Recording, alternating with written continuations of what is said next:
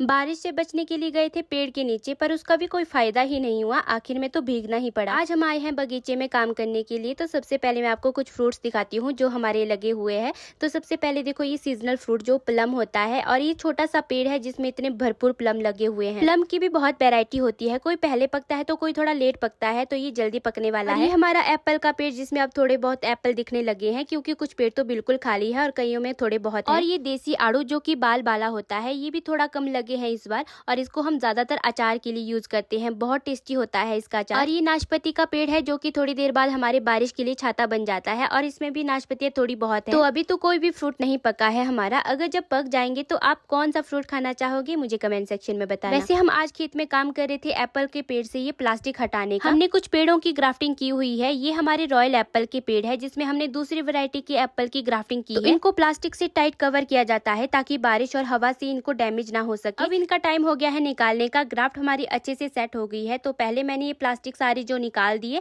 और पीछे से मेरे हस्बैंड इनके ऊपर पेंट कर रहे थे। ये करना भी बहुत जरूरी होता है, क्योंकि हमारी जो ग्राफ्टिंग स्टिक है अभी पूरी तरह से मैच्योर नहीं हुई है। तो अभी इनकी कुछ टाइम तक केयर करनी पड़ेगी। पेड़ से तो मैंने सारे प्लास्टिक कट कर दिए जो सारे नीचे गिर गए थे। अब मेरा दूसरा काम शुरू हो जाता है इनको उठाने का। खेत तो साफ करना ही है, ये तो हमारी जिम्मेदारी है। बाकी प्लास्टिक भी कितना हार्मफुल होता है ये तो आप जानते ही है। खेतों में हमारी मिट्टी को खराब कर देता है। तो साथ में मेरी बेटी भी इस काम में लगी हुई थी, पर ये काम करने से ज्यादा मेरा काम बढ़ा देती है। देखो, आज मौसम भी साफ था, दिन को तो अच्छी वाली धूप लगी हुई थी, और हालांकि थोड़ी थोड़ी गर्मी भी लग रही थी। और जब मैं रेस्ट कर रही थी तो मेरी नजर पड़ गई इस पेड़। हमारे इसको फागड़ का पेड़ बोला जाता है, और इसकी टहनियां हम गाय को खिलाते हैं, और इसको तोड़ने से ना दूध निकलता है कुछ इस तरह से। और इसमें छोटे छोटे फ्रूट्स भी लगते हैं, जिसकी बहुत टेस्टी सब्जी भी बनती है, और इसको हम अचार में भी डालते हैं। पहाड़ों में बहुत सारे फल फ्रूट्स मिलते हैं जिनको उगाने की जरूरत नहीं होती है, हमें नेचर से मिल जाती है। और फिर थोड़ी देर बाद मौसम भी खराब हो गया, तेज बारिश होने लगी। मौसम देखो, कहीं पे धूप लगी हुई है और हमारे वाले एरिया में तेज बारिश हो रही थी। हमें लगा कि थोड़ी देर होगी बारिश, तो हम बारिश से बचने के लिए तीनों बैठ के नाशपाती के पेड़ के नीचे और ऊपर से डाल दिया पट्टू। पर बारिश और भी तेज हो रही थी, तो मैं आगे अपनी बेटी को लेकर घर, और घर पहुंचने तक तो पूरा ही भीग गई थी। और थोड़ी देर बाद सच में मौसम भी साफ हो गया और हमारा काम भी अधूरा रह गया।